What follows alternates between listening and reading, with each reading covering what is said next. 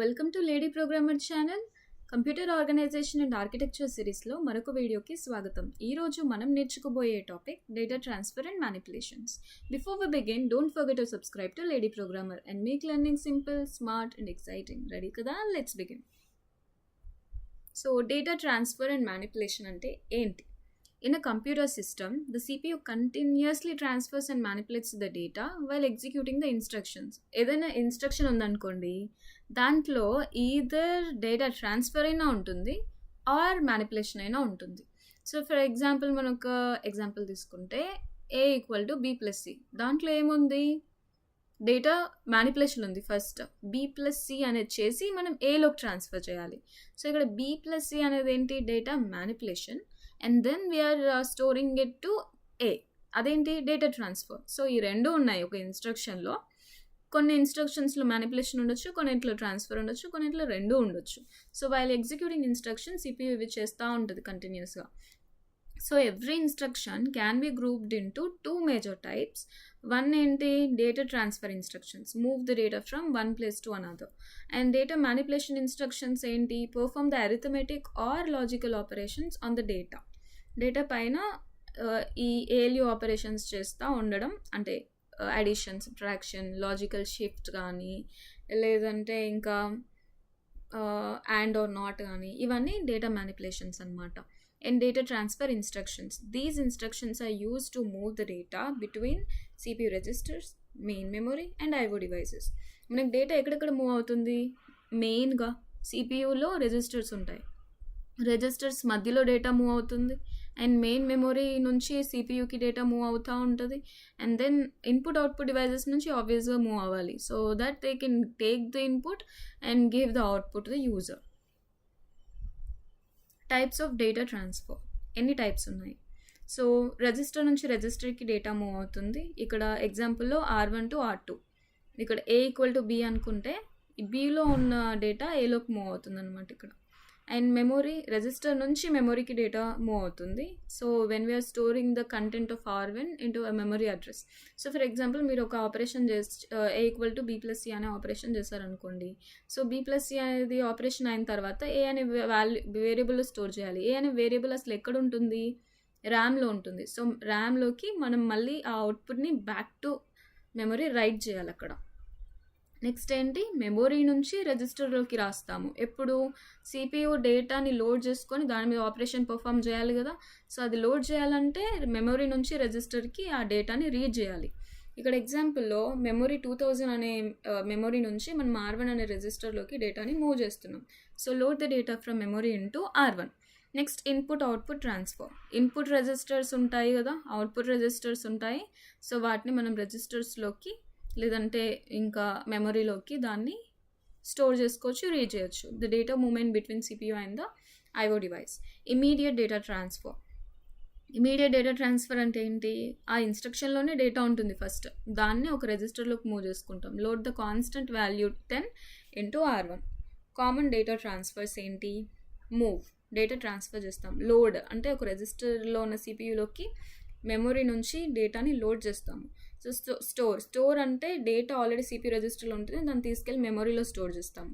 And push, place the data on the stock. And pop, retrieve the data from the stock. Stock అంటే ఏంటి ఇక్కడ?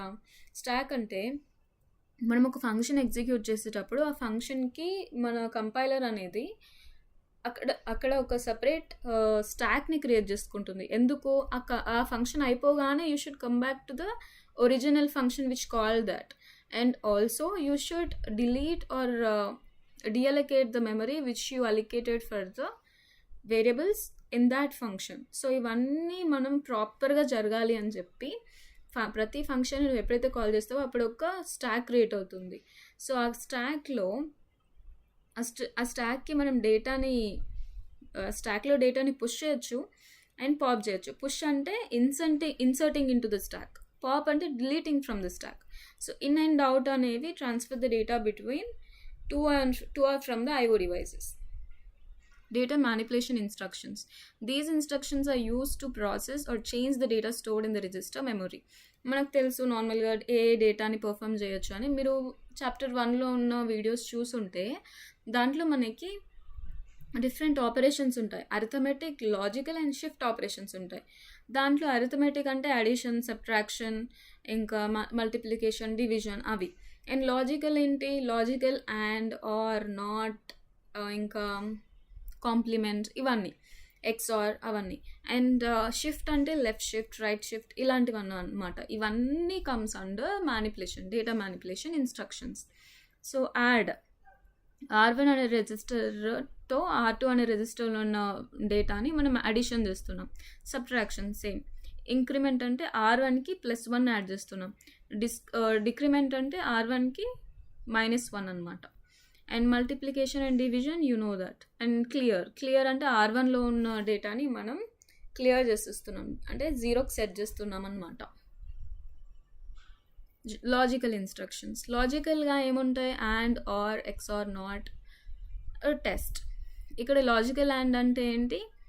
మనం bit by bit ఒక 5 and 3 అనే 2 numbers ఉంటే వాటిని యాడ్ చేయాలంటే 5ని బైనరీలోకి రాసుకొని 3ని బైనరీలోకి రాసుకొని దాంట్లో బిట్ బై బిట్ రైట్ నుంచి లెఫ్ట్కి బిట్ బై బిట్ మనం యాడ్ చేస్తూ వెళ్తాము. And or same. ఇప్పుడు మనకి అండ్లో తెలుసు లాజికల్ గేట్ ఏంటి? 2 బిట్స్ 1 ఉంటేనే 1. ఇప్పుడు ఈదర్ ఆఫ్ ద బిట్ 1 ఉన్నా లేకపోతే 0 ఉన్నా కానీ అది 0 అయిపోతుంది. Next or, XOR, not. ఇవి ప్రీవియస్ వీడియోస్ చూస్తే మీకు ఆ ట్రూత్ టేబుల్స్ వేసి మనం ఎక్స్ప్లెయిన్ చేస్తుంటాము. సో ఇవే అంటే ఏంటో తెలియని వాళ్ళు ఆ వీడియోని చూడండి. And shift, rotate instructions. Shift left, shift right ఇవి ఉంటాయి కదా. ఒకవేళ ఏదైనా 1 బిట్ని షిఫ్ట్ లెఫ్ట్ చేయాలంటే బిట్స్ రైట్ నుంచి లెఫ్ట్కి అన్నిటినీ బిట్స్ని జరిపి రైట్ సైడ్ ఒక బిట్ని మనం 0 పెట్టేస్తాం. So shift right same, rotate ఇవన్నీ మనం ప్రీవియస్ వీడియోలో ఎక్స్ప్లెయిన్ చేస్తున్నాము. సో వాటిని రిఫర్ చేయండి తెలియకపోతే. అండ్ షిఫ్ట్ లెఫ్ట్ అంటే మనం 2తో మల్టిప్లై చేసినంత వాల్యూ మనకు వస్తుంది. అండ్ షిఫ్ట్ రైట్ అంటే మనం దాన్ని డివైడెడ్ బై 2 చేస్తే ఎంత వస్తుందో ఆ వాల్యూ వస్తుంది. అండ్ రొటేట్ ఇవి చూడండి మీరు. Combined example. Let's see how the data moves and changes step by step. ఇక్కడ 10 అనేది ఏంటి? Constant.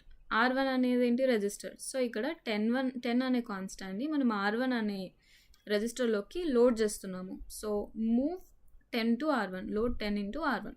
So move 5 to R1. ఇక్కడ 5 అనే కాన్స్టాంట్ని R2 అనే రెజిస్టర్లోకి లోడ్ చేస్తున్నాము. సో అండ్ ఏంటి? R1 + R2. ఇక్కడ ఒక డేటా, ఇంకొక డేటా, ఈ రెండింటిని యాడ్ చేస్తే మనకి రిజల్ట్ వస్తుంది. Store the R1 5000. సో ఇప్పుడు save the result 15 into the memory address 5000. ఇక్కడ మనకి 5000 అనేది ఒక మెమరీ అడ్రస్ అనమాట మన ర్యామ్లో. ఆ ర్యామ్కి మనం 15 అనే అవుట్పుట్ని స్టోర్ చేసుకుంటున్నాం. Here you see both data transfer. ఇక్కడ డేటా ట్రాన్స్ఫర్స్ ఏంటి? ఇవి 2. అండ్ డేటా మ్యానిపులేషన్, అడిషన్, ఇవి 2 ఎగ్జాంపుల్స్ చూసారు కదా. Summary table. డేటా ట్రాన్స్ఫర్ అంటే move, load, store, push, pop, in, out ఇవన్నీ అనమాట. ఇవి ఎందుకు యూజ్ అవుతాయి? Move the data between the registers, memory, input output registers. Arithmetic operations ఏంటి? ఇక్కడ addition, subtraction, incrementing, decrementing, multiplication, division ఇవన్నీ. అండ్ లాజికల్లో ఏంటి? And, or, XOR, not. Shift or రొటేట్లో shift left, shift right, rotate left, rotate right. ఇవే bitwise operations. So ఇక్కడ వరకు చూసారంటే మీకు డెఫినెట్లీ ఈ వీడియో నచ్చిందని అనుకుంటున్నా. So like, share and subscribe to lady Programmer. Also let me know in the comments where are you watching from. So next వీడియోలో కలుద్దాం. బాయ్.